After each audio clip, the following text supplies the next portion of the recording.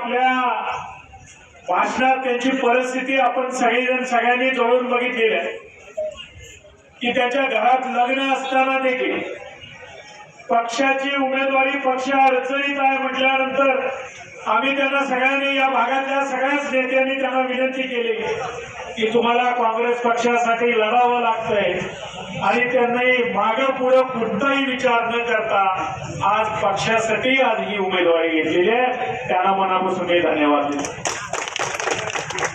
कारण एकीकडे आपण बघतोय की ज्या वेळेस शिवाजी महाराजांच्या कालावधीमध्ये या ठिकाणी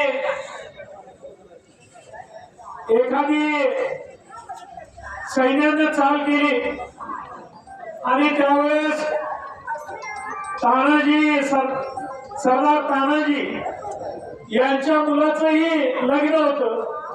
तशीच परिस्थिती आज या आपल्या जिल्हा परिषद गटावर सांगोलकर साहेबांच्या मुलाचं लग्न असताना देखील पहिला लगीन फोडण्याचं आणि नंतर रायबाचं अशी ही या ठिकाणी आज त्यांनी भूमिका या ठिकाणी मांडलेली आहे.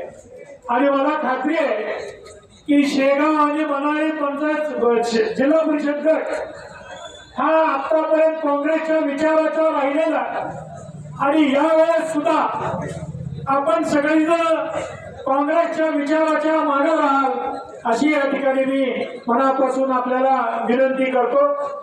आणि मी जास्त न बोलता येणाऱ्या 7 तारखेला आपण सगळ्यांनी हाताच्या चिन्ह पुढचं बटन दाबून प्रत्येक वाडी वस्तीवरच्या गावातल्या लोकांना या मतदारांना जागरूक करून काँग्रेस पक्षाची 3 उमेदवार त्या ठिकाणी तुम्ही निवडून आणाल अशी या ठिकाणी कळकळीची विनंती करतो आणि थांबतो. जय हिंद, जय महाराष्ट्र.